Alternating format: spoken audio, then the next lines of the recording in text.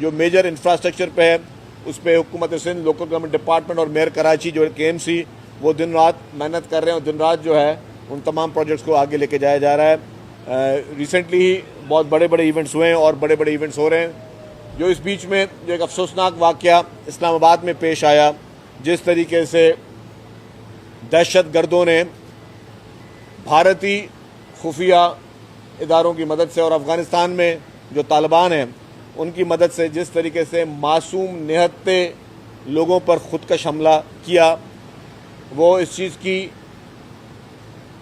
गवाही देता है कि वो दुश्मन ममालिक जो सामने आके पाकिस्तान से लड़ नहीं सकते, वो दुश्मन ममालिक जो कि जिनको पाकिस्तान ने तारीख़ी शिकस्तें जंगों में दी हैं और रिसेंटली ही भारत को एक इबरतनाक शिकस्त जो है से भारत दो चार हुआ, उसके बाद वो अपनी प्रॉक्सीज के ज़रिए पाकिस्तान में इस तरह की साजिशें कर रहे हैं। जिस तरीके से इमाम बारगाह पे एक बुज़दिलाना और डरपोक तरीके से ये हमला किया गया, छुप के हमला किया गया, इसकी ना सिर्फ मज़म्मत करते हैं लेकिन हम समझते हैं कि इससे ये बात अयान हुई कि किस हद तक आपके दुश्मन ममालिक गिर सकते हैं। और उसके बाद ये सिर्फ सिलसिला यहाँ ख़त्म नहीं हुआ, फिर भारत से के फेक अकाउंट से मजहबी तरीके से उसको हवा देने की कोशिश भी की गई।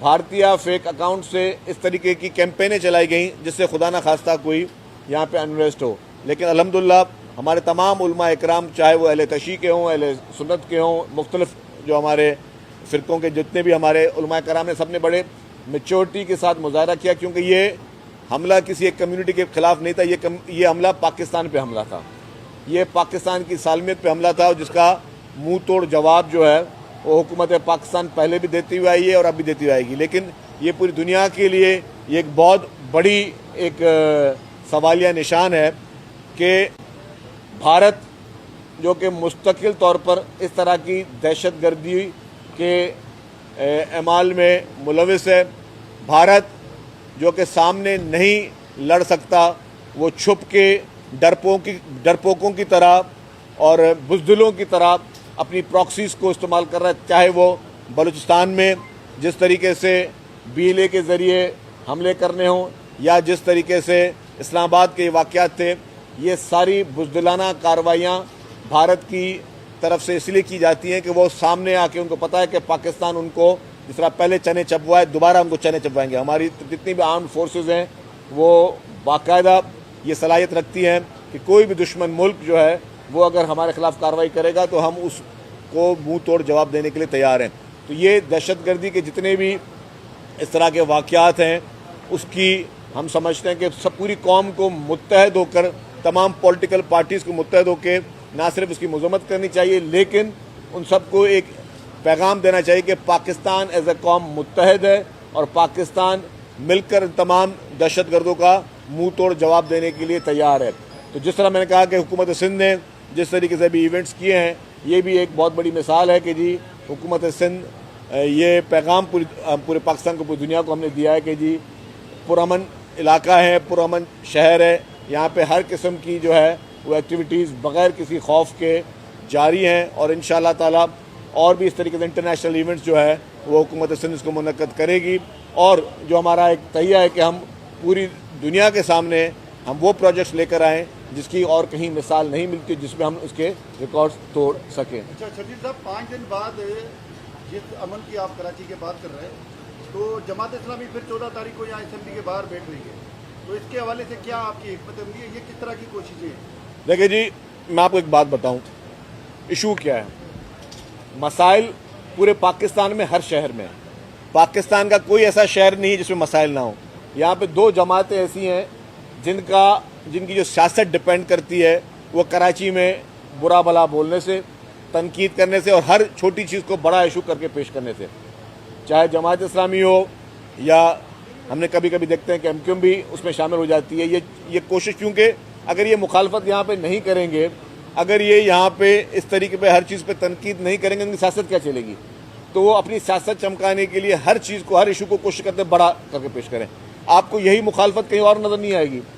आप देखें कि बाकी सूबों में, बाकी शहरों में वाक़यात हुए तो ये दोनों जमातें क्यों खामोश थी? आप देखें कि वहाँ पे तो बलदियाती निज़ाम भी नहीं है, पंजाब में बलदियाती निज़ाम नहीं है, बाकी जगहों पर बलदियाती निज़ाम नहीं है, वहाँ पे अगर इस तरह के वाक़यात होते हैं तो ये वहाँ पे ये MQM और जमात इस्लामी आके क्यों बयान नहीं देती? क्या वहाँ का इंसान नहीं है? क्या वहाँ पे वो किसी की औलाद नहीं है? तो जब वहाँ पे इस तरह के वाक़यात हो रहे हैं तो ये जमातें वहाँ जाके खामोश बैठ जाती हैं, वहाँ जाके किसी किस्म की कोई बात नहीं करती, क्योंकि इनकी पॉलिटिक्स पूरी डिपेंड इस पर करती है कि यहाँ पे आके हर चीज़ पे तनकीद करें और हर चीज़ को ये इख्तलाफ करें। तो वो उनका पॉलिटिकल हक है जिसको वो इस्तेमाल करती है। हम कहते हैं कि ठीक है, वो अपनी सियासत करें, हमें अपना काम है, गवर्नेंस का हम अपना काम करते हैं। पीटीआई कल के पहले तो इल्जामात लगाए कि हमारे सैकड़ों कारकुनों को गिरफ्तार कर लिया गया है, और कल से आज तक ये दावा कर रहे हैं कि हमारा जो एहतजाज था वो सक्सेसफुल रहा और पूरा शहर वीडियो चला रहे हैं, पता नहीं कहाँ के वीडियोज हैं, लेकिन वो चला रहे हैं सक्सेसफुल। पीटीआई ने एक स्मार्ट मूव की कि उन्होंने इतवार के दिन को जो है चुना कि हम हड़ताल कर रहे हैं। अब इतवार को आपको पता है कि पूरे पाकिस्तान में वैसे हॉलीडे होता है, ना ही दुकानें खुलती हैं, ना ही सरकारी दफातर खुलते हैं, ना स्कूल खुलते हैं, ना कॉलेजेस खुलते हैं। तो अच्छी बात है, अगर छुट्टी के दिन आपने हड़ताल करके अगर आपने किसी को खुश करना है तो आप भले कर लें। ये आग का सिलसिला जारी है, 4-4, 5-5 दिन में आग लग रही है, क्या कहेंगे? देखिए जी, ये भी आग का भी आपने बात की, अच्छा सवाल किया। इस वक्त अगर आप एवरेज देखें, मैंने पिछले साल का कंपैरिजन किया था, 1055 आग लगी कराची शहर में, सिर्फ 1055 आग के वाकयात हुए कराची शहर में। तो वो 1055 जो आग के वाकयात हुए, वो आग किसने बुझाई? कोई मखलूक तो नहीं थी, वो यही KMC और जो हमारे रेस्क्यू 1112 के जो अमल दरामद हैं, जो उनकी मशीनरी है, उसी ने आग बुझाई। एक वाकया, एक संगीन वाकया हो गया जिसपे भी हम उसको वो नहीं कह रहे कि जी हम बरी ज़िम्मा है, उसके लिए हुकूमत ने खुद भी कार्रवाई की और जो जुडिशल कमीशन की तश्कील थी वो किया, और जुडिशल कमीशन अभी तश्कील हो भी गया है, एक जज साहब उसके लिए मुकर्रर भी हो गए, वो अपनी फाइंडिंग दे देंगे। लेकिन ये नहीं कि हमने कहा कि नहीं जी हमारा बिल्कुल कसूर नहीं है। हमारी जो फैक्ट फाइंडिंग रिपोर्ट थी, जो कमेटी थी, जिसको कैबिनेट ने बनाई थी, जिसको चीफ मिनिस्टर साहब हेड करे थे, हम सब थे, हमने माना कि जी यहाँ पे हमसे गलतियाँ कोताहियाँ हुई हैं जो कि हुकूमत के ज़िम्मे में आती थी। तो हम उसको मानते हुए, इतना दिल गुर्दा होना चाहिए कि इंसान माने कि हाँ जी ये मेरी गलती है, ये मेरी कोताही है। तो जहाँ से कोताही हुई है उसको करते हुए उसके असबाब को भी सामने लेकर हमने उसको जुडिशल कमीशन बना के दिया है।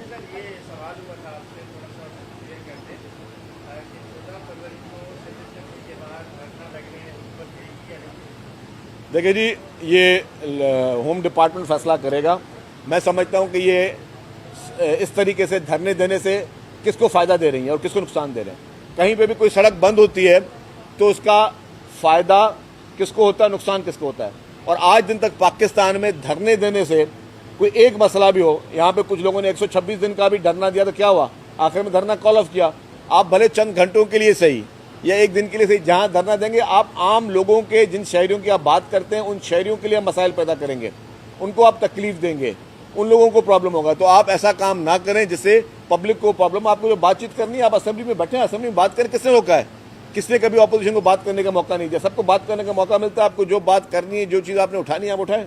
Thank you ji. Sir, Karachi में कुछ ऐसे भी लोग हैं जो ज़बान से हाथ भड़का रहे हैं, खास करके सोशल मीडिया पे उन्होंने एक टीम बना दी है जो खास करके सिंध हुकूमत को उठाते हैं। देखिए जी, हर एक अपना काम करता रहेगा। जो लोग सोशल मीडिया पे बैठकर इल्ज़ामात लगाते हैं उनका जवाब भी हम देते हैं। बात यह है कि जी हुकूमत के ऊपर तनकीद करने वाले तनकीद करें, जो भी करें आइन और कानून के दायरे में करें।